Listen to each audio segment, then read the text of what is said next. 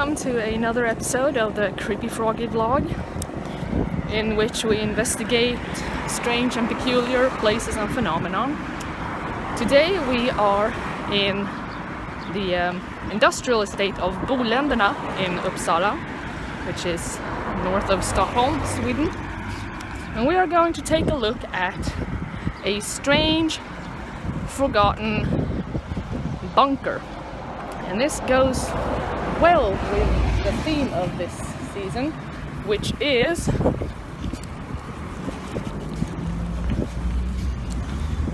abandoned. Tag along.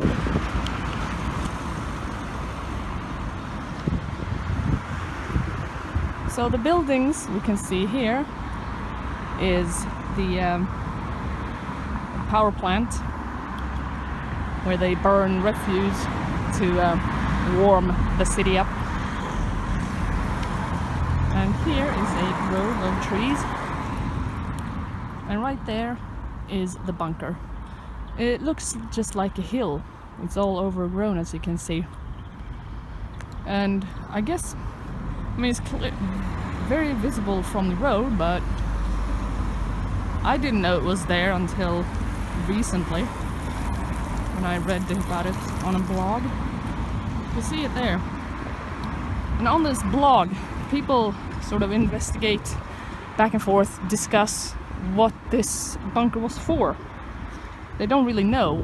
One theory was that it had to do with the power plant. That it was some sort of exit through tunnels for the staff working there. But that was just one theory, and it was sort of debunked by others, saying that, well, what did they say? Let's take a look at the different ideas. Long time ago, way before all of this was here, this area was just farmland, and one theory is that it was an earth basement, you know, to keep food in. But there wasn't any, on old maps, there wasn't any, you know, buildings nearby, like farmsteads and stuff. This map from the 1950s, I don't know if you can see it, here we go, shows that it's in the circle there. There wasn't really any buildings nearby, any farmsteads. But this bunker had its own access way. You can see it as a road. It has been built right off the main road to get to this bunker. And this map is from 1952. So this bunker must be at least from that age. The people on the blog, they say that it's probably older because it's made of, so you can see, stones put together. It's not made of concrete. So one suggestion was that it dates back to this First World War. It's got this really strong door made of metal, like iron door. Looks like it's open, actually, like someone's been in here. I'm not gonna go in there because it's in broad daylight, people will see me. But it looks like people have been in there. But it looks very substantial, you know. The woods behind me, they have been left on purpose. They have been not built on this grove. And it's because, according to archaeological records, there could be interesting archaeological features there, so that's why it's been left, this grove. But if it's got anything to do with the bunker, it's unknown. I would guess not, because the bunker is not an archaeological feature, it's modern. So the people who think that this might be related to the First World War, they say that it's much too substantial to be a earth basement made for food, and it might be connected to fortifications made by the stream, the Furious River that is sort of that way. Not very far from here. But the most prevalent theory is that this was a storage facility. For what then?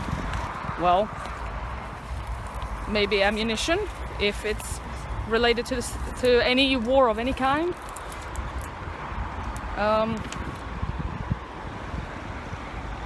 People think that it's actually a storage for like not ammunition, explosives.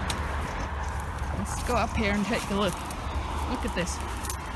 That's the door down there, you can see the hinge. Some of it's fallen down, you can see a bit of concrete there actually. So this has been made by stones there, but also added to later, I guess then, concrete.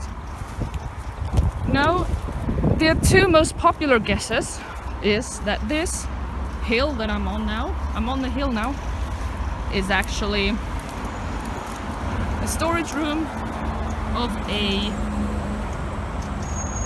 guy who about maybe in the middle of 19th century owned a paint factory, and that he stored his explosives in here.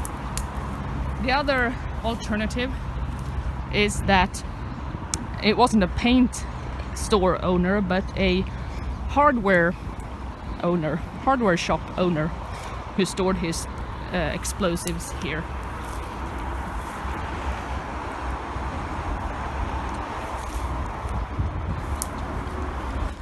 I mean, the fact that this bunker was situated so far from any houses or any part of the town suggests that the guess that it was a storage facility for explosives isn't very far-fetched.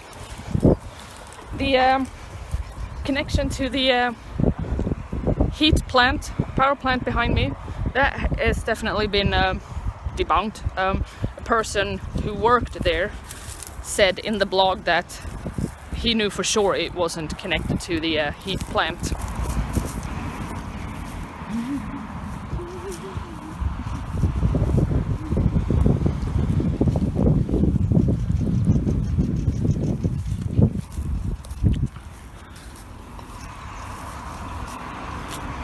All this tall grass here. I hope there's no ticks in here. You can see this is another entrance, it looks like.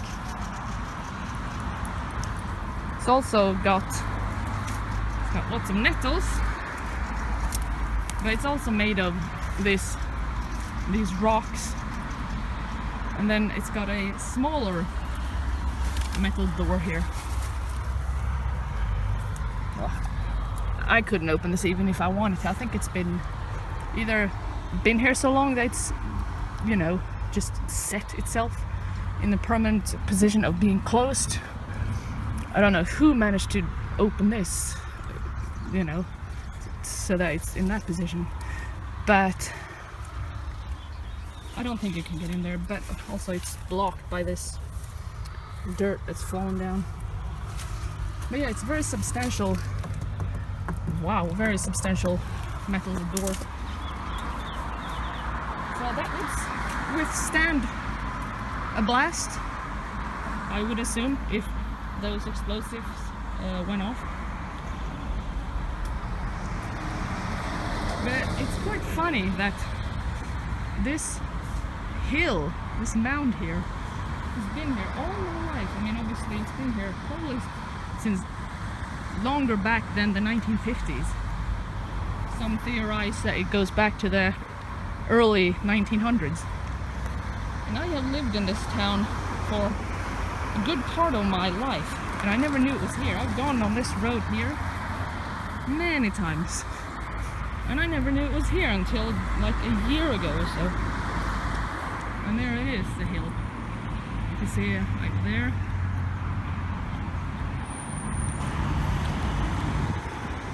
So to summarize, this bunker goes back to at least the 1950s, probably up to 50 years before then also. It was thought to be connected to this heat plant, but it's not, because people who work there have verified that it's not.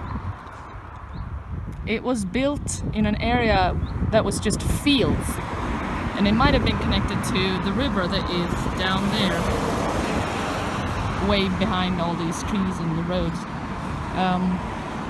connected to military fortifications in the First World War and the Second World War, when they were, preparing for war. But that has sort of been dismissed. They didn't think, the theory isn't so much that they stored ammunition and stuff for that. No. The most popular theories is that the bunker was the storage facilities for either a hardware shop owner or a color paint shop owner, and they stored explosives there for some reason.